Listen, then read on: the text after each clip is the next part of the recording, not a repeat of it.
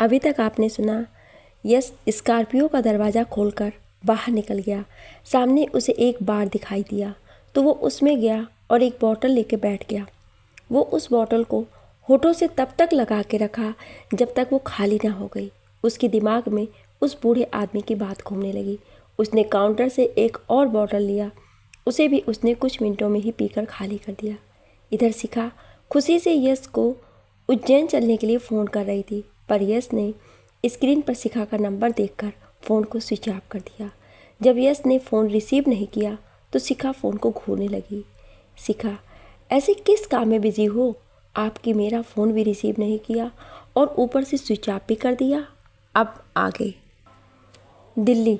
एक बार में कई लोग बैठे दारू पी रहे थे। उन सभी आदमियों के हाथों में बंदूकें थी। बार का संचालक भी उन लोगों की खातिरदारी में कोई कमी नहीं छोड़ रहा था। थोड़ी देर बाद आदमी सूट बूट पहने हुए वहाँ पर आया। उसके साथ 8 से 10 आदमी और आए हुए थे। वे सभी बार में मौजूद और कुर्सियों पर बैठ गए। वो आदमी जाकर सीधे उन लोगों के बीच बैठ गया जो पहले से ही वहाँ मौजूद थे। सूट बूट पहने आदमी ने अपनी जेब से एक फ़ोटो निकाली और सामने रख दिया। सभी आदमियों ने लाइन से उस फोटो को अपने अपने हाथों में लेकर देखा। 10 करोड़ रुपए हैं इस लड़की को जिंदा लाने के, वो भी 3 दिन के अंदर कर सकते हो ये तुम लोग काम। सूट बूट पहने आदमी ने उन लोगों के सामने एक काला बैग रखते हुए कहा।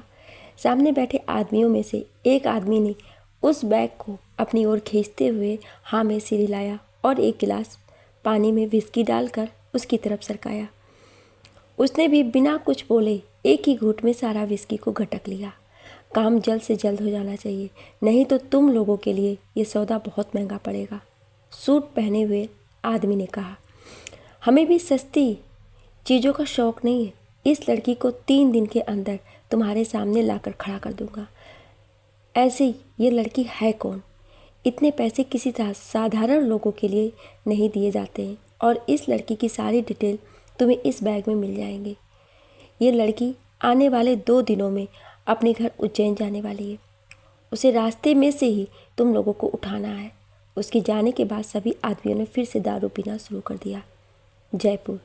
विराज जी के घर पर सभी उज्जैन जाने का प्लान बना रहे थे। इधर शिखा अपने रूम में लेटी हुई थी। उसने अपने मोबाइल से 20 से 25 बार इसको फ़ोन कर दिया था, पर उसका नंबर आउट ऑफ कवरेज बता रहा था। शिखा ने अपने मोबाइल से एक नंबर पर कॉल किया। शिखा, हेलो वंदना। वंदना, जी मैम। शिखा, मैं तुम्हें एक नंबर भेज रही हूँ, मुझे उसकी अभी की अभी लोकेशन बताओ कि वो है कहाँ पर। वंदना, ठीक है मैम। थोड़ी देर बाद वंदना उसे लोकेशन सेंड कर देती है जो एक होटल का था। शिखा, होटल महाराजा रणजीत सिंह? देखना पड़ेगा तुम्हें यस बाबू, ऐसा क्या मिल गया है तुम्हें जो तुम होटल से बाहर ही नहीं निकल रहे हो। शिखा होटल महाराजा रणजीत सिंह के काउंटर पर पहुंच गई। रिसेप्शन पर बैठी हुई लेडीज़ से, शिखा, एक्सक्यूज़ मी, क्या मैं जान सकती हूँ मिस्टर यश राज ठाकुर किस रूम में रुके हैं? Ladies, 1 minute ma'am. Ladies computer पर चेक करने के बाद, लेडीज़, सॉरी मैम, इस नाम का कोई भी गेस्ट इस होटल में नहीं मौजूद है। शिखा, कोई ऐसा आदमी है जिसकी उम्र 25 से 26 साल के बीच हो और वो कल से ही इस होटल में आया हो? लेडीज़, सॉरी मैम, हम इस तरह की कोई भी जानकारी आपको नहीं दे सकते हैं। शिखा अपना कार्ड दिखाते हुए, और अब? लेडीज़ शिखा का कार्ड देखकर, सॉरी मैम, 1 मिनट रुकिए, अभी बताती हूँ। शिखा, हाँ। लेडीज़, कल रात आया तो था एक लड़का, नशे में पूरा धुत था। उसने अपना नाम पंकज अवस्थी बताया था। उससे अलग और कोई नहीं आया है इस उम्र का आदमी।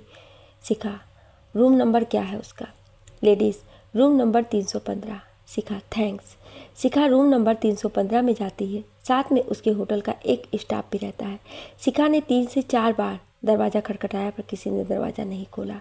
शिखा ने स्टाफ की तरफ इशारा किया तो उसने दूसरी चाबी से दरवाज़ा खोल दिया। शिखा अंदर बढ़ी तो वो स्टाफ भी अंदर आया तो शिखा ने उसकी तरफ देखा तो वो बाहर चला गया। शिखा अंदर गई तो उसने देखा पूरे रूम में दारू की बोतलें पड़ी है। सिगरेट के धुएं से पूरा कमरा महक रहा था। शिखा और अंदर गई तो देखा यश फर्श पर पड़ा हुआ है। उसके हाथ में एक बोतल थी जो वहीं पर आधी गिर चुकी थी।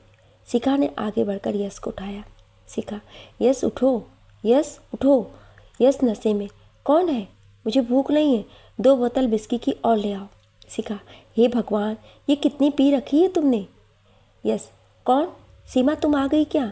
शिखा, मैं सीमा नहीं, शिखा हूँ। और ये सीमा कौन है? यस, सीमा कौन है? सीमा, मैं नहीं जानता किसी सीमा को। शिखा खुद से, होश में आ बेटा, फिर तेरी खातिर पानी अच्छे से करती हूँ। शिखा यश को घसीटते हुए बाथरूम की तरफ ले गई। उसके ऊपर कितने ही बाल्टी पानी डाला। जब वो थोड़ा होश में आया तो उसे कपड़े बदलने को कहा उसने। यश आंखें खोलते हुए, मेरे पास और कपड़े नहीं हैं। शिखा रूम सर्विस को फ़ोन करके यश के लिए कपड़े लाने को कहती है तो होटल का एक स्टाफ यश के लिए कपड़े लेकर आया और शिखा को बार बार तिरछी नज़रों से देख रहा था। शिखा, देख क्या रहे हो? मेरा मंगेतर है। हमारे बीच कुछ बातों को लेकर अनबन हो गई थी, इसलिए उसने गुस्से में कुछ ज़्यादा ही पी लिया है। स्टाफ, सॉरी मैम, मैं तो बस ऐसे ही देख रहा था। शिखा ने यश को बाथरूम में कपड़े दिए, उसके बाद आकर सोफे पर बैठ गई। शिखा होटल के स्टाफ से नींबू पानी मंगवाया और रूम को साफ करवाया। उसके बाद यश के आने का इंतज़ार करने लगी। यश लड़खड़ाते हुए बाथरूम से जब आया तो शिखा ने उसे नींबू पानी दिया। यश नींबू पानी पीकर वहीं सो गया। शिखा वहीं उसके पास बैठ गई और उसके सिर पर हाथ फेरने लगी। शिखा, क्या बात हो गई जो तुमने इतनी शराब पी ली? तुम्हें मेरा भी ख्याल नहीं आया? शाम को जब यश को होश आया तो उसने देखा शिखा उसके सिर के पास बैठे बैठे सो गई है। यश, ये कब आई और मेरे कपड़े किसने बदले? इससे पहले ये उठे और इसके सवाल शुरू हो, यश भाग ले यहाँ से। यश चुपके से उठकर दरवाजे की तरफ धीरे धीरे बढ़ने लगा। तभी पीछे से आवाज़ आई, दरवाज़ा लॉक है, अगर तुमने खोलने की कोशिश की तो अलार्म बज उठेगा। यश बिना पीछे मुड़े, मैं कोई कैदी नहीं हूँ जो तुमने मुझे इतनी सिक्योरिटी में रखा हुआ है। शिखा, तुम जाना चाहते हो तो जा सकते हो, दरवाजे पे लॉक भी नहीं है और अलार्म भी नहीं बजेगा। यश मुड़कर शिखा को देखते हुए, कहाँ जाऊँगा तुम्हें छोड़कर? यार, ज़िंदगी जीने की एक वजह भी तो तुम ही हो। शिखा, इतनी शराब पीने की क्या वजह थी, पूछ सकती हूँ मैं तुमसे? यश, ऐसे ही मन किया तो पी लिया। शिखा, झूठ बोल रहे हो तुम। यश, नहीं तो? शिखा, तुम्हारी ये आंखें ही बता रही हैं कि तुम कितना सच बोल रहे हो। इतनी ज़्यादा शराब पीने की आखिर वजह क्या थी? यश शिखा के पास आने लगा। शिखा, दूर, बिल्कुल दूर रहो मुझसे। यश, सॉरी जान, अब नहीं पीऊँगा कभी। वो मूड ख़राब हो गया था मेरा, इसलिए पी लिया मैंने। शिखा, और मूड क्यों ख़राब हो गया था? यश शिखा के पास जाकर, हमेशा अकेला ही रहा हूँ, दुश्मन बहुत है मेरे इस जुर्म की दुनिया में। शिखा, उन्हें ख़त्म करने के लिए तुमने पी लिया? यस, नहीं ना, वो मैं तुम्हारे लिए परेशान था। शिखा, मुझे क्या हुआ है? अच्छा, अगर तुम चाहते हो कि मैं तुम्हें भूल जाऊं तो ठीक है, मैं चली जाती हूं तुम्हारी ज़िंदगी से। यस, मैंने तुम्हें ये कब कहा? शिखा, नहीं, कह दो। कल से मालूम है तुम्हें मैंने कितनी बार फ़ोन किया है और तुमने मेरा फ़ोन काट कर अपना फ़ोन स्विच ऑफ भी कर दिया। यस, अब नहीं करूँगा कभी ऐसा, सॉरी। शिखा, नहीं कर लो, ये तो तुम्हारा हर दूसरे तीसरे दिन का काम है। गायब हो जाते हो, फ़ोन नहीं उठाते हो, आते भी फिर 1-2 महीने में हो। यस, अब नहीं जाऊँगा कभी, तुम्हें छोड़कर कभी नहीं जाऊँगा। पर ये वादा है तुमसे यशराज ठाकुर का। शिखा, अगर वादा टूटा तो? यस, नहीं टूटेगा। शिखा, ठीक है, अगर तुम दोबारा गायब हुए तो इस बार आते समय मेरे लिए कफन ले आना, क्योंकि इस बार तुम्हें मैं नहीं, मेरी लाश मिलेगी। यस, शिखा के मुंह पर हाथ रखकर, ऐसा क्यों बोल रही हो? पता है तुम्हारे ऐसे करने से क्या होगा? शिखा, क्या? यस, मेरी सारी दुनिया तबाह हो जाएगी। शिखा, तो ऐसा काम ही क्यों करते हो तुम? यस, अब नहीं करूँगा कभी भी ऐसा। शिखा, तो गुरु माँ को कब लेकर आ रहे हो? यस, 1-2 दिन में उन्हें लेने जाने वाला हूँ मैं। शिखा, एक बात और। यस, क्या? शिखा, पापा चाहते हैं कि हम सब उज्जैन चले महाकालेश्वर ज्योतिर्लिंग के दर्शन के लिए, उसके बाद सगाई होगी।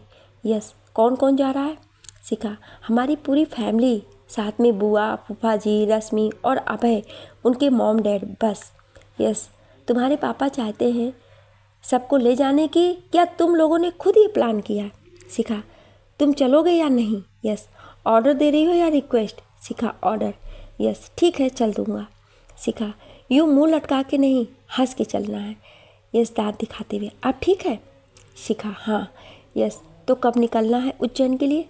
शिखा, आज शाम को पापा अभय के पापा से बात करके बताएंगे। शिखा, चलो अब मुझे घर जाना है, सब मेरा इंतज़ार कर रहे होंगे। शिखा उठकर जाने लगी तो यश उसके पास आया। यश शिखा के करीब आकर जैसे ही उसके होठों पर अपनी होठ रखनी चाहे, शिखा ने जोर से धक्का देकर उसे बेड पर गिरा दिया। शिखा, जाकर पहले मुंह धोकर आओ, शराब की बदबू आ रही है। यश हाथ आगे करके सूंघते हुए, कहाँ आ रही है? शिखा, बाय। यश, अभी तो 4 ही तो बज रहे हैं। शिखा, मेरे यहाँ पर आए 4 घंटे भी हो चुके हैं। ऐसे तुम चाहो तो आज रात का डिनर हमारे यहाँ कर सकते हो।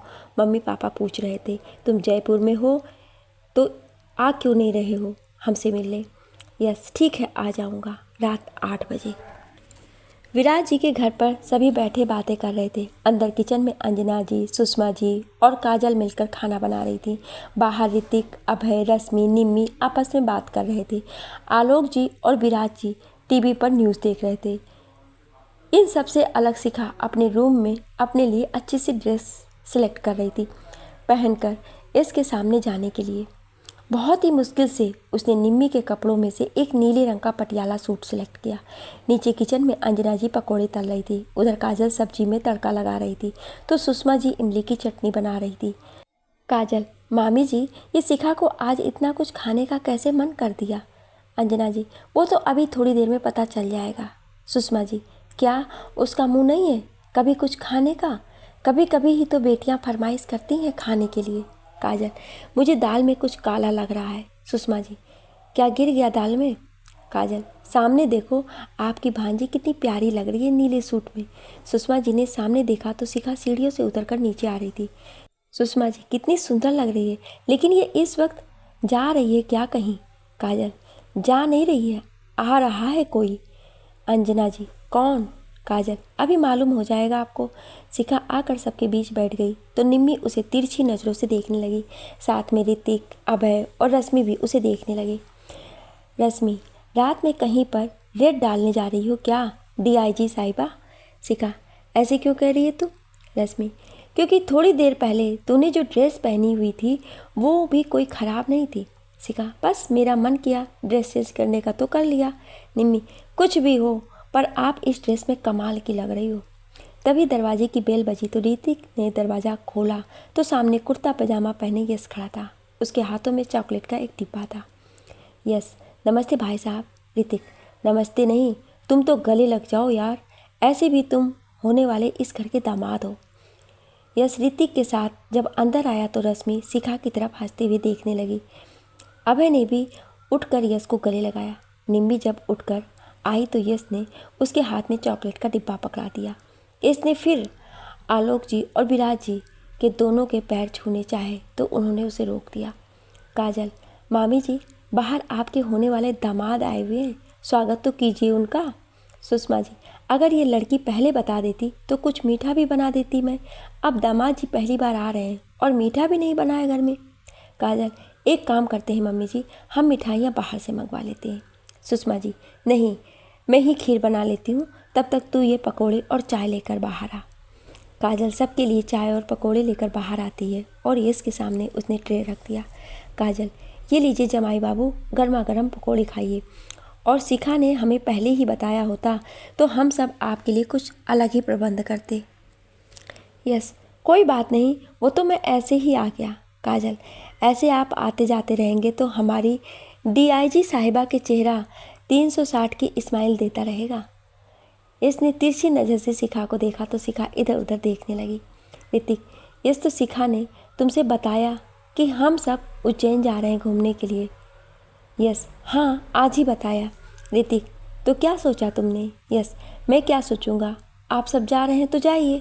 निम्मी, अरे जीजू, ऋतिक भैया पूछ रहे हैं कि आप चल रहे हैं ना हम लोगों के साथ उज्जैन? यस, ठीक है, पर उसके बाद मुझे माँ को लेने के लिए अरुणाचल प्रदेश भी जाना पड़ेगा। अबे भैया, फिर वहाँ से आने के बाद सगाई की तैयारियाँ भी तो करनी है ना यश बाबू को। आलोक जी, मैं तो ये सोच रहा हूँ कि शिखा और यश की सगाई उज्जैन से हो। ऋतिक, ये भी सही है। यश मन में, ये लोग खुद ही सब फैसला कर रहे हैं यार, मुझे तो बस यहाँ फैसला सुनाने के लिए बुलाया है, ऐसा लग रहा है मुझे तो। आलोक जी, क्या सोचने लगे तुम यश बेटा? यश, कुछ नहीं, जैसा आपको ठीक लगे। विराज जी, तुम्हारे माता पिता से अभी तक तुमने नहीं मिलाया, कब आ रहे हैं वो लोग? यश ने थोड़ी हैरानी के भाव से शिखा की तरफ देखा। शिखा, पापा मैं वो आप लोगों से बताना भूल गई थी। जब यश छोटा था तो एक हादसे में यश अपने माता पिता से अलग हो गया। उसके बाद आश्रम की गुरु माँ ने ही बचपन से आज तक उसकी देखभाल की है। शिखा की बात सुनकर आलोक जी और विराज जी दोनों एक दूसरे का मुंह देखने लगे। अंदर सुषमा जी ने भी अपना मुंह बना लिया। अंजना जी भी आलोक जी की तरफ देखने लगी। अभय ने भी रश्मि की तरफ देखा जो एकदम शांत बैठी हुई थी। माहौल शांत हो गया तो ऋतिक ने काजल की तरफ इशारा किया तो काजल किचन से बाहर आई। काजल, चलिए मामा जी, डिनर लग चुका है आप सबका, आ जाइए। ऋतिक, चलिए पापा। शिखा सबकी खामोशी को समझ गई थी कि उन्हें ये बात अच्छी नहीं लगी। सभी ने चुपचाप खाना खाने के टेबल पर माहौल बनाने के लिए निम्मी, ऋतिक, काजल और रश्मि ही बोलते रहे। डिनर करने के बाद यश भी उदास मन से चला गया। शिखा भी ऊपर अपने रूम में आकर सो गई। वो सोच रही थी कि यश को उसने डिनर पर बुलाकर बेवजह उसे परेशान कर दिया। मम्मी, पापा, बुआ और फूफा जी उससे ठीक तरह से पेश भी नहीं आए। उसके माता पिता नहीं है तो उसमें उसकी क्या गलती है? यही सब सोचते सोचते उसे प्यास लगी तो वो नीचे किचन में पानी लेने चली गई। जब किचन से वो पानी लेकर आ रही थी तो उसे उसके मम्मी पापा के कमरे से आवाज़ सुनाई दी। वो आवाज़ उसकी बुआ की थी। सुषमा जी, भैया, मुझे शिखा के लिए यश ठीक नहीं लग रहा है। उसके माता पिता नहीं है, खानदान का पता नहीं है और नाम के पीछे देखो कितना बड़ा सरनेम लगा रखा है, यश राज ठाकुर। ठाकुरों वाली तो कोई बात ही नहीं लगती है उसमें। विराज जी, बात तो सही है भाई साहब, उसने शिखा की थोड़ी सी मदद कर दी, आप लोगों ने उसे अपने घर का दामाद ही बना लिया। शिखा के लिए राणा महावीर सिंह जी ने अपने बेटे अंश की शादी का प्रस्ताव रखा था, पर महावीर जी ने ये बता दिया कि शिखा उसे पसंद करती है, इसलिए उन्होंने कुछ नहीं बोला आगे। सुषमा जी, शाही राज घराना है, ऊंची नाक है उन लोगों में, शादी होगी तो हमारा भी मान सम्मान बढ़ेगा, निम्मी के लिए भी आगे बड़े बड़े रिश्ते आएंगे। शिखा बाहर खड़ी होकर अपनी बुआ और फूफा जी की बातें सुन रही थी और मन ही मन रो भी रही थी। अंजना जी, देखिए अभी ज़्यादा देर नहीं हुआ है, आप शिखा से बात करिए, हम ये सगाई रोक देते हैं और अंश के माता पिता से शिखा की शादी की बात करते हैं। ऋतिक, शिखा मानेगी? सुषमा जी, क्यों नहीं मानेगी, अगर भाई साहब कहें तो मैं बात करती हूँ उससे। आलोक जी, उससे अभी ये सब कहने की ज़रूरत नहीं है, यश भी अच्छा लड़का है और अब मैंने इतने लोगों के बीच शिखा और यश की सगाई के लिए भी कह दिया है, मैं अब पीछे नहीं हट सकता। अंजना जी, तो फिर आप ही कर लेना अपनी बिटिया की उस अनाथ से शादी, मैं नहीं आने वाली कन्यादान करवाने आपके साथ। काजल, बात तो सही कह रही हैं आप मामी जी, यश अनाथ है इसमें कोई शक नहीं, लेकिन उसने आप लोगों के लिए क्या किया ये भूले चुके शायद आप लोग। शिखा आज आप लोगों के बीच मौजूद है, वो भी सिर्फ यश की बदौलत। अगर वो साय की तरह शिखा के साथ साथ ना रहता तो आपकी शिखा आज हम लोगों के बीच नहीं रहती। उसके कमिश्नर ने तो उसे अपनी जाल में फंसा ही लिया था, उसे कैद भी कर लिया था। पता है उसने कौन सा जहर दिया था जिसका आज तक दुनिया में कोई इलाज नहीं है, लेकिन उसने रातों रात शिखा को लखनऊ से अरुणाचल प्रदेश ले गया अपनी माँ के आश्रम में। उस जहर की वजह से शिखा के आंखों की रोशनी चली गई थी, फिर भी उसने शिखा का साथ नहीं छोड़ा। आज के ज़माने में जहाँ भाई भाई का नहीं होता है, उसने आप लोगों की इतनी मदद की और पापा जी आप उसे थोड़ी सी मदद कह रहे हैं। बाहर खड़ी शिखा के आंखों में आंसू आ गए अपने साथ बीती घटनाओं को याद करके। सुषमा जी, शादी में बहुत लोग आएंगे और जब उन्हें मालूम चलेगा कि लड़के के माँ बाप नहीं है, वो अनाथ है, तो कितनी बेइज्जती होगी हमारी। ऋतिक, मम्मी बेइज्जती तो उस समय भी कितनी हुई थी जब शिखा पर झूठा इल्ज़ाम लगा था देशद्रोह का। सभी ने किनारा कर लिया था हमसे, किसी ने मदद के लिए हाथ भी नहीं बढ़ाया था। फिर ना जाने कहाँ से वही अनाथ आया था हम लोगों की मदद के लिए। अगर वो नहीं आया होता तो अब तक जो हम सब हैं वैसे बिल्कुल ना होते। शिखा रोते हुए अपने कमरे में चली गई और जाकर अपने बेड पर तकिए में मुंह छुपाकर सुबकने लगी। काजल, अनाथ नहीं है, वो जिसने उसे पाला है वो उसकी माँ अभी भी है इस दुनिया में, इसलिए आप सब शिखा पर दबाव बनाकर उसे किसी और से शादी करने के लिए मजबूर मत करो। ऋतिक, अगर अब भी आप लोगों को लगता है तो शिखा से आप लोग जाकर बात कर सकते हैं। काजल, इतने दिनों बाद तो दोबारा शिखा लोगों के बीच आई है, फिर से अगर आप लोग दोबारा उसे वैसे ही गुमनाम ज़िंदगी जीने पर मजबूर करना चाहते हैं तो जाइए। आलोक जी, शिखा की शादी यश से ही होगी। मैं शिखा को खुश देखना चाहता हूँ। हमेशा ऐसी भी यश के संस्कार ही इतना बताने के लिए काफ़ी है कि वो अच्छे घर से ताल्लुक़ रखता है बस। अंजना जी, ठीक है, आप ही लीजिए सब फैसला, हम तो कुछ बोल ही नहीं सकते हैं। आलोक जी, ठीक है, लो फैसला तुम। शिखा की शादी तुम राजघराने में करना चाहती हो, वो खुश भी रहेगी तुम्हारे उस राजघराने में? अगर हाँ तो मैं अभी बात करता हूँ महावीर सिंह जी से। अंजना जी ने कुछ नहीं बोला, चुपचाप उठकर अपने रूम में चली गई। काजल और ऋतिक भी उठकर अपने रूम में चले गए। आलोक जी सबके जाने के बाद शिखा के रूम में गए। शिखा तकिए में मुँह छुपाकर रो रही थी। जब उसने अपने कमरे में किसी के आने की आवाज़ सुनी तो वो डर गई। उसके मम्मी पापा उसकी शादी की बात किसी और से करने के लिए आ रहे हैं। शिखा आंखें बंद करके सोने का नाटक करने लगी तो आलोक जी आकर उसके सिर के पास बैठ गए।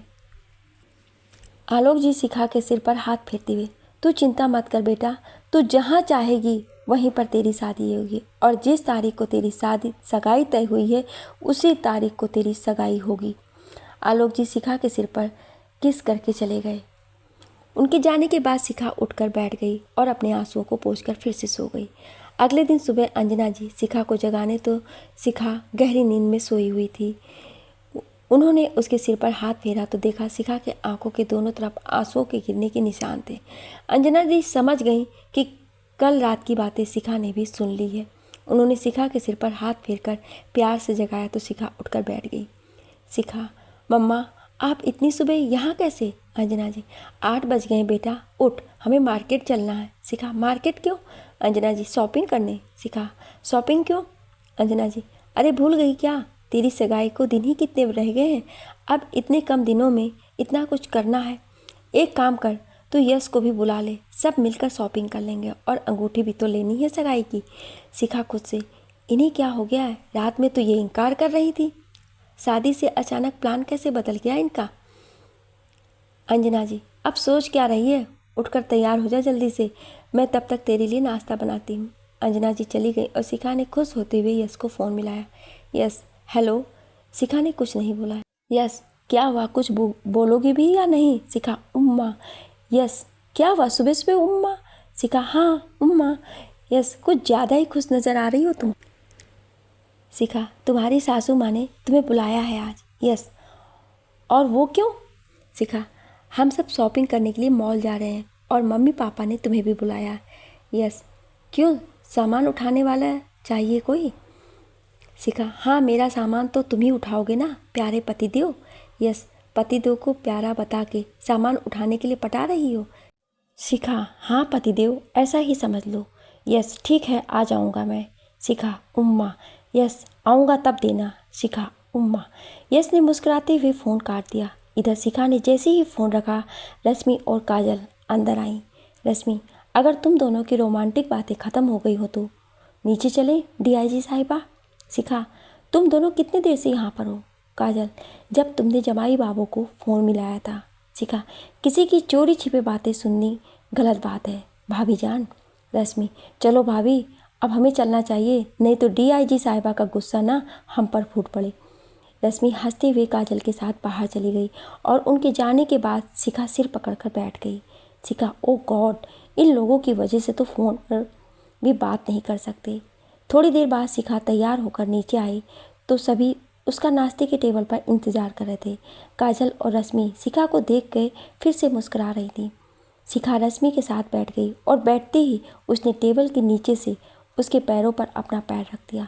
रश्मि, क्या है, देख के नहीं बैठ सकती? शिखा, नहीं। शिखा रश्मि से, तू बहुत मजाक बना रही है आजकल मेरा। रश्मि, क्या करूँ, तो इतने दिन से गायब जो थी।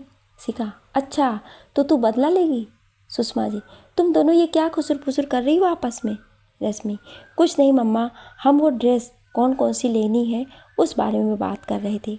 निम्मी, दीदी आपको क्या ज़रूरत है ड्रेस के बारे में सोचने की, आपके लिए तो ड्रेस कोई और ही सिलेक्ट करेगा। काजल मुस्कुराते हुए, बात तो सही है बिल्कुल। शिखा, निम्मी ज़्यादा आगे की नहीं सोचते बाबू, अच्छा नहीं रहता सेहत के लिए। निम्मी, मेरी सेहत को कुछ नहीं होगा दीदी, आप थोड़ा ठीक से खाया करो, कमज़ोर तो आप लग रही हैं मुझे। अंजना जी, तो चुपचाप खाना खा। वो कमज़ोर लग रही है या सेहतमंद, ये देखना मेरा काम है।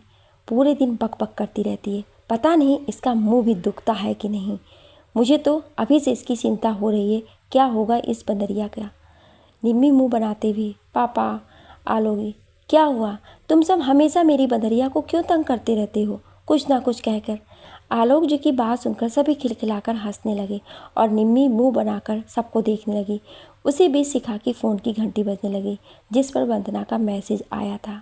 शिखा ने मैसेज खोल के देखा। मैसेज में लिखा था, मैम, यस सर की जान खतरे में है। कोई है जो उस पर नज़र लगाए हुए है।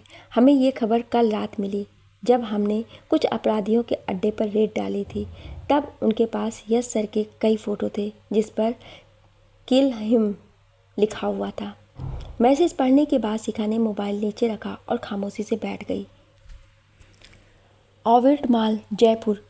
शिखा, रश्मि, निम्मी, अंजना जी, सुषमा जी और काजल सभी मॉल में घूम रहे थे। सबने आधे से ज़्यादा शॉपिंग कर ली थी। दूसरी तरफ आलोक जी, ऋतिक और विराज जी अपने लिए कपड़े पसंद कर रहे थे। शिखा बार बार मॉल के दरवाजे की तरफ देख रही थी। उसके दिल में एक डर भी था जो धीरे धीरे एक बड़ी जगह ले रहा था। शिखा कमज़ोर नहीं थी, लेकिन जब बात यश की आ जाती थी तो वो हमेशा कमज़ोर ही पड़ जाती थी।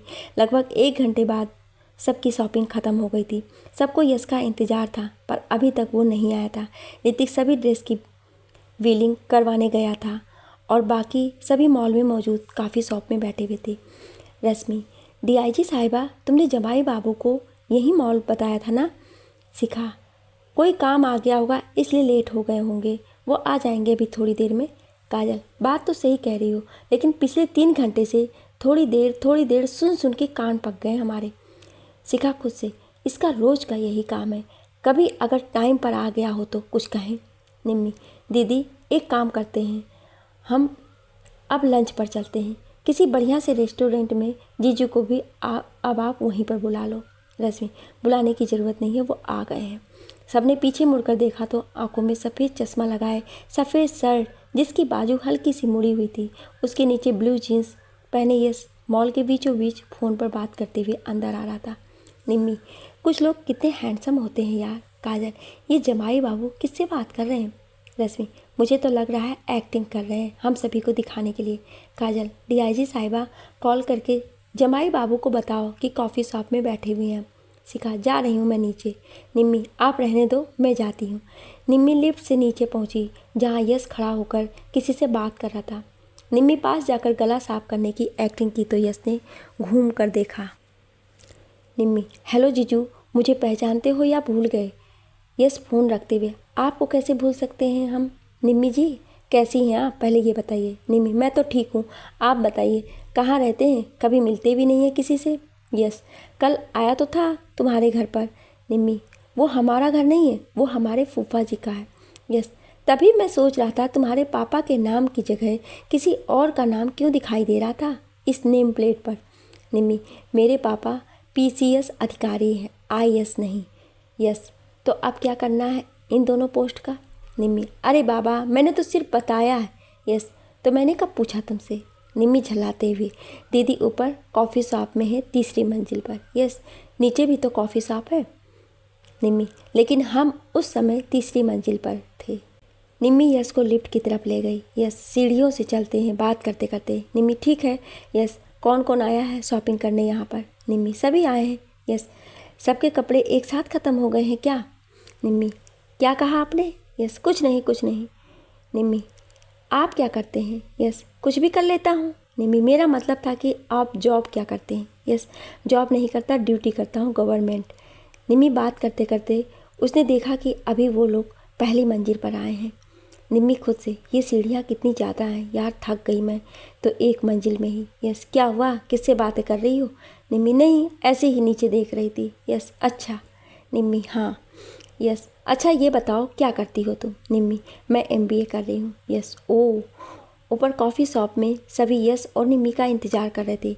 निम्मी को गए 15 मिनट से ज़्यादा हो गया था, लेकिन अभी तक वो यस को लेकर नहीं आई थी। रश्मि, ये निम्मी उन्हें नीचे ही कॉफ़ी पिला के लाएगी क्या? आलोक जी, रुको, अभी देख के आता हूँ मैं। शिखा, रहने दीजिए पापा, मैं देख के आती हूँ। अंजना जी, कहीं जाने की ज़रूरत नहीं है, आ गई तेरी लाडली बहन। सबने कॉफ़ी शॉप के बाहर देखा तो निम्मी यश के साथ अंदर आ रही थी। उसका चेहरा उतरा हुआ था और उसके माथे पर पसीना कुछ ज़्यादा ही आ रहा था, साथ ही कपड़े भी हल्के और भीगे हुए थे। काजल, ये बोलती मशीन के चेहरे पर 12 क्यों बज रहे हैं? आलोक जी, आओ यश बेटा, मेरे पास बैठो। यश ने सभी बड़ों को नमस्ते किया, ऋतिक और अभय से हाथ मिलाया और गले मिला, फिर आलोक जी के बगल वाली कुर्सी पर बैठ गया। आलोक जी, बेटा शिखा ने तो तुम्हें सब कुछ बता ही दिया होगा। यस, जी अंकल। आलोक जी, तो क्या विचार है तुम्हारे इस विषय में? यस, जैसा आप सब लोग कहें। आलोक जी, मैं चाहता हूँ कि मेरी बेटी की शादी धूमधाम से हो, जिसे सारी दुनिया देखे। मैं शिखा की शादी में दिल खोल कर खर्चा करना चाहता हूँ। यस जी। आलोक जी, उज्जैन से आने के बाद तुम्हारी और शिखा की सगाई हम अपने घर से ही करेंगे। यस जी अंकल। काजल, अरे अब तो अंकल कहना बंद करो जमाई बाबू, होने वाले ससुर जी हैं वो तुम्हारे। अंजना जी निम्मी की तरफ देखकर, इसे क्या हुआ है जो चुपचाप बैठी है? निम्मी, जीजू सीबीआई ऑफिसर हैं, इसका मतलब ये थोड़े कि वो हर किसी से पूछताछ करेंगे। शिखा यश को देखते हुए, क्या हुआ? निम्मी, जीजू मेरे साथ लिफ्ट में नहीं आए, सीढ़ियों से आने को कहा। ऊपर से इन्होंने मुझसे पूरे खानदान की डिटेल ऐसे ले रहे थे जैसे ये कोई क्रिमिनल के घर रिश्ता जोड़ रहे हों। एक ही सवाल को बार बार पूछ रहे थे। शिखा यश को घूरते हुए, तो ये बात है? यस, नहीं ये बात नहीं है। सवाल दो दो बार नहीं पूछे, ये एक बार भी जवाब ही नहीं दे रही थी, इसलिए पूछना पड़ रहा था। निम्मी, सांस चढ़ गई थी सीढ़ियाँ चढ़ते चढ़ते। यस, तो बताना था ना, ऊपर वापस नीचे चलकर लिफ्ट में आ जाते। छोटी सी बात पर रो रही हैं आप निम्मी जी। शिखा, वापस नीचे क्यों ले जाते तुम लिफ्ट के लिए? बीच में से भी तो लिफ्ट जा सकते थे ना तुम लोग। यस, अरे हाँ, ये तो मैं भूल ही गया था। शिखा, मजाक उड़ा रहे हो ना तुम मेरा? यस, नहीं तो। शिखा, देखो हम दोनों बहनों को हल्के में लेने की कोशिश मत करना। यस, इसीलिए तो सीढ़ियों से लाया हूँ। यश की बात सुनकर सभी ज़ोर ज़ोर से हंसने लगे। शिखा और निम्मी दोनों गुस्से से यश को घूर रही थी। अबे चलिए पापा, अब सभी लंच कर लेते हैं। शिखा, मैं अभी आई। शिखा उठकर बाहर चली गई और उसने फ़ोन निकालकर वंदना के पास कॉल किया। शिखा, हाँ वंदना, पता चला किसने यश को मारने की सुपारी दी थी उन गुंडों को? वंदना, मैम यश सर की फ़ोटो उन लोगों के पास से मिली है, पर पूछताछ करने पर वो लोग बता रहे हैं कि कोई आदमी आया था यश सर की ये तस्वीर लेकर, 10 लाख रुपए दे रहा था उन लोगों को, लेकिन उन्होंने सीबीआई ऑफिसर का नाम सुनकर मना कर दिया। उसी आदमी ने ये तस्वीर यहाँ छोड़ी है। शिखा, कौन था वो आदमी, कुछ पता चला? वरना, नहीं मैम, उसने चेहरे पर रुमाल बांध रखा था। शिखा, ठीक है, कुछ इन्फॉर्मेशन मिले तो बताना। वरना, मैम। शिखा, हाँ। वरना वो आदमी उज्जैन के बारे में बात कर रहा था कुछ। शिखा, ठीक है, मैं देख लूँगी। शिखा खड़ी होकर सोचने लगी। शिखा, मतलब उस आदमी की ये भी मालूम है कि हम सब उज्जैन जा रहे हैं। कौन हो सकता है इसकी सुपारी देने वाला शख्स? सभी ने मिलकर हंसी मजाक करते हुए लंच किया। उसके बाद सभी वापस घर जाने लगे। शिखा यश से एक बार मिलना चाहती थी, पर यश बाकी लोगों के साथ था, बातें करने में व्यस्त था। थोड़ी देर बाद सभी जाने लगे तो शिखा ने यश को कॉल करने का इशारा किया और सभी चले गए। शाम को शिखा ने यश से बात की और यश को सावधान रहने को कहा। 2 दिन बाद सभी उज्जैन के लिए अपना अपना सामान पैक करके जयपुर रेलवे स्टेशन पर मौजूद थे। ऋतिक, पापा, अगर हम ट्रेन से ना जाकर प्लेन से उज्जैन जाएं तो कैसा रहेगा? विराज जी, बेटा, ट्रेन में सफ़र करने का जो मज़ा है वो प्लेन में नहीं है। एक समय था जब तुम सब छोटे थे तो मैं हर जगह ट्रेन से ही आया जाया करता था। सुषमा जी, जब हमारी शादी हुई थी तो पहली बार हम ट्रेन से ही वैष्णो देवी गए थे, वो भी सर्दी के दिनों में। बहुत याद आती है वो 25 साल पुरानी बातें। अंजना जी, तुम्हें याद है सुषमा, जब हम सब कुल्लू मनाली गए थे एक साथ घूमने और हमारे बीच ज़्यादा पानी पूरी खाने की शर्त भी लगी थी और मैं जीत गई थी। सुषमा जी, भाभी आप भूल गई, शर्त मैं जीती थी। अंजना जी, मैंने ज़्यादा खाए थे, तुम भूल गई हो सुषमा। सुषमा, आप भूल गई हैं भाभी। अभय ऋतिक से, इन्हें शांत कराओ, लोग हमें ही देख रहे हैं। ऋतिक, एक काम करते हैं मामी, एक बार फिर से पानी पूरी खाने चलते हैं, फिर देखते हैं कौन ज़्यादा खाता है। सुषमा जी और अंजना जी एक साथ, बिल्कुल नहीं। शिखा बार बार इधर उधर देख रही थी तो निम्मी उसके पास गई। निम्मी, क्या हुआ दीदी, किसे देख रही हो? जिसे देख रही हो आप, वो शख्स ट्रेन चलने के बाद आएगा। इतना कहकर निम्मी जोर से हंसते हुए रश्मि के पास चली गई। शिखा, बात तो ये सही कह रही है, ये यश हमेशा ही लेट आता है और मजाक मेरा बनता है। ऋतिक सबके लिए कॉफ़ी लेकर आया। कॉफ़ी पीने के बाद सभी उज्जैन के लिए जाने वाली ट्रेन के प्लेटफार्म पर चल दिए। वहाँ पहुंचकर सबने अपने अपने सामान कुर्सी पर रखे और ट्रेन आने का इंतज़ार करने लगे। ट्रेन आने का अनाउंसमेंट भी हो गया था, पर यश का कुछ पता ही नहीं था अब तक। शिखा, ये बुड़बक लगता है, अब सीधे उज्जैन में ही मिलेगा। आलोक जी, शिखा बेटा, ये यश कहाँ रह गया? फ़ोन करो उसे, ट्रेन आने वाली है। शिखा, हाँ करती हूँ। शिखा ने यश को कॉल किया, लेकिन यश ने फ़ोन नहीं उठाया। शिखा यश को लेकर बहुत चिंतित थी, लेकिन फिर भी यश का इंतज़ार करने लगी, लेकिन यश नहीं आया। ट्रेन आ गई। ट्रेन आते ही अपना कोच देखकर सभी अपने सामान के साथ आकर बैठ गए। शिखा दरवाजे पर ही यश का इंतजार करने लगी। ट्रेन धीरे धीरे अपनी स्पीड पकड़ने लगी थी। शिखा के दिल की धड़कन बढ़ने लगी थी। जब ट्रेन पूरी स्पीड से चलने लगी तो शिखा अंदर आकर बैठ गई। उसका उदास चेहरा देखकर सबको वजह पता चल गया था। ट्रेन लगभग आधा घंटा चलने के बाद जब एक छोटे से स्टेशन से होकर गुजर रहा था तो शिखा ने अपनी खिड़की की तरफ का पर्दा हटाया तो उसने देखा ट्रेन के बगल में एक जीप पूरी तेज़ी से चल रही है। उसमें लगभग 4 से 5 आदमी थे और उनकी जीप ट्रेन के साथ साथ चल रही थी। शिखा अपनी सीट से उठकर दरवाजे की तरफ गई और दरवाजे से झांक कर देखा तो यश आगे बाइक पर था। उसके पीछे बाइक चल रही थी। शिखा ने यश को दूसरी तरफ होने का इशारा किया और अपने कमर के पीछे से गन निकालकर सीधे उनकी जीप के अगले टायर पर गोली मारी। गोली लगते ही टायर फट गया और उनकी जीप नीचे ढलान में जा गिरी। इधर यश ने अपनी बाइक की स्पीड बढ़ाई और शिखा के दरवाजे तक आ गया। शिखा, यश, मैं चैन खींच रही हूँ, ये उल्टे सीधे काम मत करो प्लीज़। यश, तुम पीछे हट जाओ, मैं अंदर आ रहा हूँ। शिखा, ये तुम बहुत बड़ी बेवकूफ़ी कर रहे हो। यश, तुम पीछे हट जाओ। शिखा, नहीं। यश ने न्यूटन के सारे नियमों की धज्जियाँ उड़ाकर डायरेक्ट चलती बाइक से चलती ट्रेन के दरवाजे में घुसने के लिए एक लंबा छलांग लगाया और सीधे शिखा को लेकर ट्रेन की फर्श पर जा गिरा। शिखा, एक नंबर की बेवकूफ़ हो तुम, और जल्दी से मेरे ऊपर से हटो, नहीं तो कोई देख लेगा तो क्या कहेगा। यस, क्या कहेगा। शिखा, अब ये भी मैं बताऊं, शर्म है या नहीं। यस, नहीं। शिखा ने यश को धक्का देकर खुद के ऊपर से हटाया और बैठ गई। साथ ही यश को एक घूसा भी चढ़ दिया। शिखा, अब अंदर चलो और पूरी बात बताओ, मुझे ये सब लोग कौन थे और तुम्हारा पीछा क्यों कर रहे थे। यश उठते हुए, पहले बताऊं या अंदर चलो। शिखा, पहले बताओ। यश, पता नहीं कौन थे, होटल से निकलते ही पीछे लग गए थे। वो तो यहाँ आना था इसलिए इनसे पीछा छूट रहा था, नहीं तो ये सब अभी कहीं और ही होते। शिखा, कहाँ। यश, अरे यार, जेल में। तुम तो 2 कदम आगे ही सोचती हो। शिखा, सोचूं ना तो क्या करूं, तुम्हारी हरकतें ही ऐसी हैं। यश, शादी जो होने वाली है ऐसा तो कहोगी ही। शिखा, चलो अंदर अब। यश को शिखा के साथ अंदर आता देख सभी आश्चर्यचकित रह गए कि ये चलती ट्रेन में अंदर कैसे आ गया। निम्मी, जीजू, आप सुपरमैन हैं या क्या जो चलती ट्रेन में उड़कर आ गए हो। यस, वो मैं गलत कोच में घुस गया था, जब ट्रेन रुकी तो आ गया सही कोच में। काजल, लेकिन ट्रेन तो रुकी ही नहीं। यश ने शिखा की तरफ देखा जैसे कह रहा हो, अब आप ही इस नैया से पार लगाओ माते।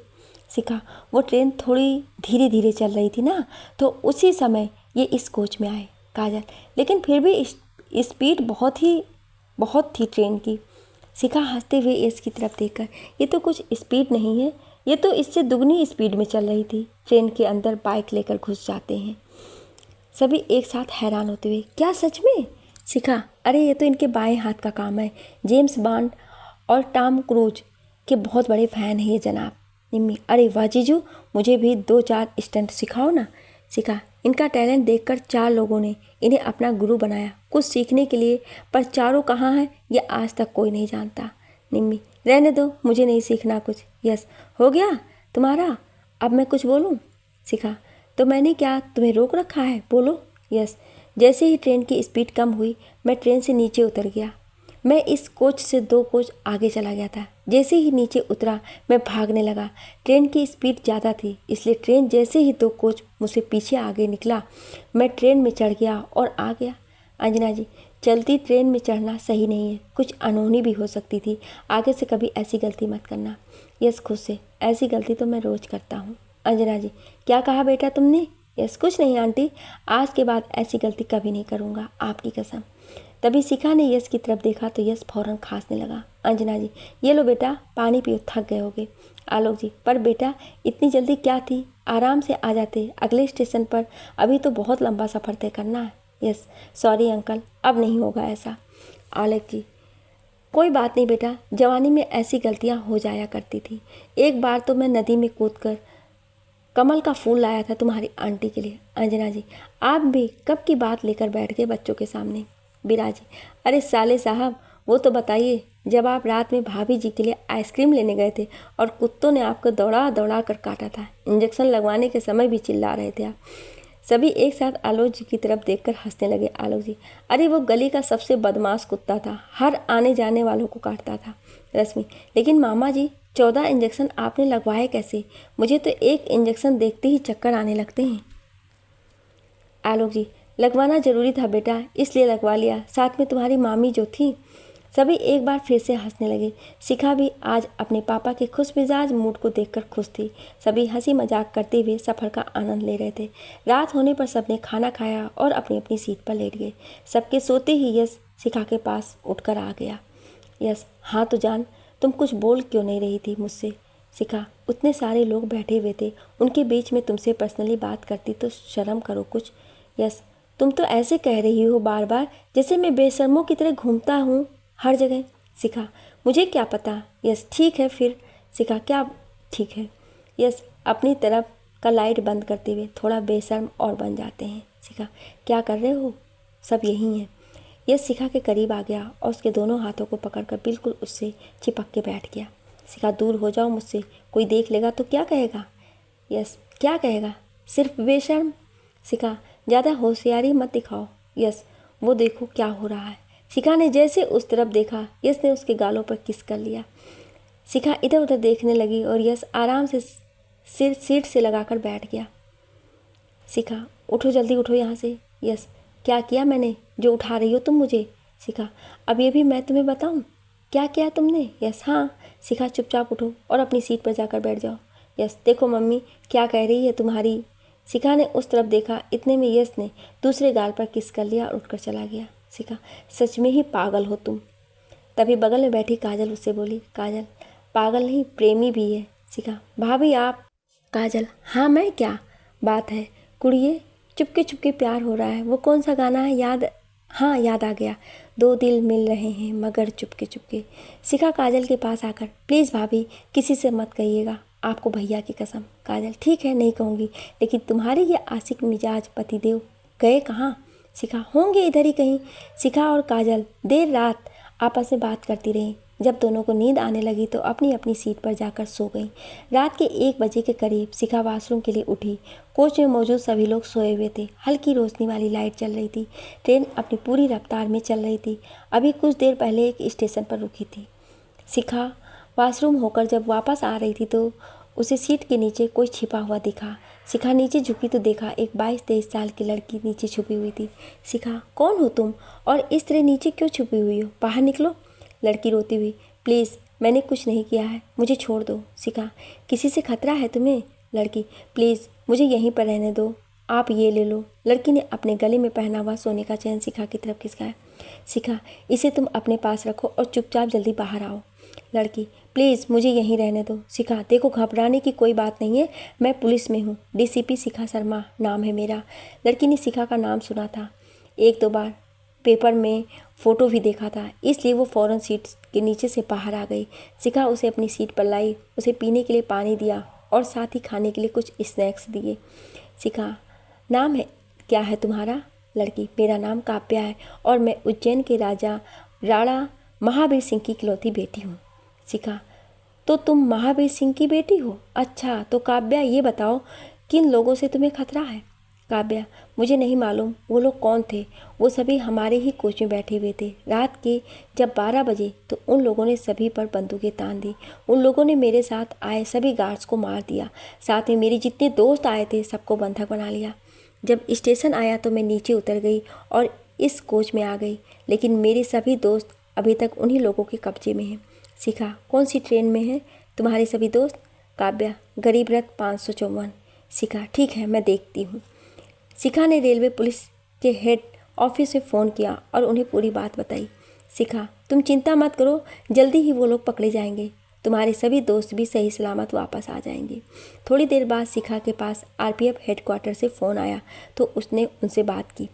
शिखा, तुम्हारे सभी दोस्तों को रेलवे पुलिस ने सुरक्षित बचा लिया है। सभी इस वक्त रेलवे पुलिस के साथ हैं, लेकिन जिन लोगों ने ट्रेन में हमला किया था उनका पता नहीं चला है अभी तक। शिखा, तुम सब कहाँ जा रहे थे? काव्या, मैं लखनऊ में अपने मामा मामी के यहाँ रहकर पढ़ाई करती हूँ, तो हम सभी दोस्त जयपुर घूमने के लिए आए थे और जब हम सब जयपुर से वापस लखनऊ जा रहे थे तब ये घटना घटी है हमारे साथ। शिखा, हम सभी उज्जैन जा रहे हैं। इत्तेफाक से तुम अपने होम टाउन जाने वाली ट्रेन में बैठी हो। हम सब तुम्हारे माता पिता को अच्छे से जानते हैं। तुम्हें सुरक्षित हम लोग तुम्हारे घर पहुंचा देंगे। काव्या, क्या सच में? शिखा, जी हाँ। अब तुम सो जाओ, सुबह तक हम सभी उज्जैन पहुंच जाएंगे। शिखा ने उसे अपनी सीट पर सुला दिया और खुद यश की सीट पर आकर लेट गई। 3 बजे के करीब उसकी आंख खुली तो यश अभी तक नहीं आया था। शिखा उठकर यश को देखने के लिए पूरे कोच में घूमने लगी। तब तक ट्रेन एक स्टेशन पर पहुंच गई थी। शिखा स्टेशन पर उतरी और इधर उधर देखने लगी। शिखा, अब चलती ट्रेन में इसे कौन सा काम मिल गया जो ये अभी तक गायब है? शिखा काव्या के चक्कर में ये भूल गई थी कि वो यश को फ़ोन भी कर सकती है, लेकिन उसे ये ध्यान नहीं आया। ट्रेन ने हॉर्न दिया और धीरे धीरे चलने लगी। शिखा भी ट्रेन में चढ़ गई और आकर अपनी सीट पर बैठ गई। अभी तक यश नहीं आया था। शिखा सीट पर आराम से लेट गई और आंखों को बंद कर लिया। उसी समय उस कोच में लगातार 7 से 8 गोलियां चलने की आवाज़ आई। सभी लोगों का दिल दहल गया। एक एक कर सबने अपने अपने पास की लाइट जलाई तो सामने 10 से 15 हथियारबंद गुंडों को खड़ा पाया। सभी की आंखों में एक अलग ही तरह की क्रूरता नजर आ रही थी, जैसे कि अभी वो लोग किसी का कत्ल करके आ रहे हों। कोच में मौजूद सभी लोगों ने अपने बच्चों को कसकर पकड़ लिया। कुछ लोग तो लुटेरे लुटेरे कहकर चिल्लाने लगे। आलोक जी, विराज जी समेत सभी लोग अपनी अपनी सीटों पर बैठकर उन लोगों को देखने लगे जो इस वक्त बिजली की फुर्ती की तरह अंदर आए थे। शिखा ने और काव्या ने अपने पास की लाइट नहीं जलाई थी। वो सभी लोग कोच के अंदर चारों तरफ फैल गए। हमें एक लड़की की तलाश है जिसकी उम्र 22 साल के करीब है। उस लड़की का नाम काव्या है। जो कोई भी उस लड़की के बारे में जानता है चुपचाप हमें बता दो, और अगर किसी ने उसकी मदद की है तो उस लड़की के साथ साथ वो आदमी भी अपनी जान से हाथ धो बैठेगा। उन्हीं में से हथियार लिए एक आदमी ने चिल्लाते हुए लहजे में कहा, पर ट्रेन कोच में मौजूद किसी आदमी ने कुछ नहीं बोला। मानिया, सबको देख, वो लड़की कहाँ छुप कर बैठी हुई है। वो आदमी सभी लोगों के पास जाकर सीट के नीचे देखने लगा। शिखा के सीट के पास पहुंचा तो शिखा ने आंखें बंद कर ली, लेकिन वहां पर काव्या नहीं मिली। शिखा हैरानी से इधर उधर देखने लगी। तभी सीट की दूसरी ओर से एक आदमी ने काव्या के बालों से पकड़ते हुए लेकर आया। किसने इसे यहाँ पर छिपा कर रखा है? कौन है वो जिसने सबको ऑर्डर दिया था? वो आदमी गरजते हुए बोला। सभी आदमी एक दूसरे का मुंह ताकने लगे तो फिर वो आदमी चिल्लाया। शिखा ने चारों तरफ देखा और अपने कमर के पीछे से बंदूक निकाला। उसके बंदूक निकालते ही सभी बदमाशों ने उस पर गन तान दी। शिखा के परिवार के सभी लोग डर गए। अंजना जी और आलोक जी भी डर के कांपने लगे। आलोक जी हाथ जोड़ते हुए, इसने कुछ नहीं किया, इसे छोड़ दो प्लीज़। लेकिन इस लड़की की आंखें तो कुछ और ही कह रही हैं। ये जरूर लेडी पुलिस होगी। जान से इसे मारो, हमारे लिए खतरा बन सकती है। उसने गोली चलाई। गोली से बचती हुई शिखा दूसरी तरफ को हुई और सीट के नीचे गिर गई। अंजना जी के साथ वहां मौजूद सभी लोगों की चीखें निकल गईं। आलोक जी भागकर शिखा की तरफ बढ़े। ओ चाचा, अपनी जगह पर चुपचाप खड़े हो जाओ, नहीं तो हमका एक और बुलेट वेस्ट करनी पड़ेगी। आलोक जी आंखों में आंसू लिए खड़े हो गए। गोली चलाने वाले शख्स ने चैन खिंचवाया और ट्रेन रुकते ही काव्या को नीचे लेकर उतर गया। उनके जाते ही शिखा खड़ी हो गई। उसके कंधे पर गोली लगी हुई थी। उसने अपने बैग से दूसरी गन निकाली और नीचे जाने के लिए आगे बढ़ी ही थी कि जिसने गोली चलाया था वो शख्स फिर से ट्रेन में अपने आदमियों के साथ आ गया। शिखा ने उसे देखकर उस पर गन तान दिया। तभी ट्रेन के दूसरे दरवाजे से उसके और आदमी भी आ गए और शिखा के ऊपर पीछे से गन तान दिया। सच में ये लड़की बहुत ही बहादुर है, या ये कहो कि बेवकूफ़ है, जो हम जैसे गुंडों के हत्थे चढ़ गई। अब तो इसे मारना ही पड़ेगा। वो एक खूंखार जानवर की तरह खड़ा होकर चिल्लाया। उसकी आवाज़ पूरे कोच में गूंज रही थी। अंजना जी, ये हर बार शिखा ही क्यों मुसीबत में पड़ जाती है? क्या होगा अब हमारा? निम्मी के साथ सभी लोगों के आंखों में आंसू निकलने लगे। रश्मि को तो शिखा पर गुस्सा भी आ रहा था कि उसने बेवजह ही उस लड़की को यहाँ छिपाकर खतरा मोल लिया है। अंजना जी, कुछ करके मेरी बेटी को बचा लीजिए प्लीज़। आलोक जी खामोशी से सामने देखते रहे क्योंकि वो जो देख रहे थे कोई और नहीं देख पा रहा था। क्या आप इस कहानी का अगला भाग सुनना चाहते हैं? तो कमेंट में यस ज़रूर लिखिएगा। Thank you.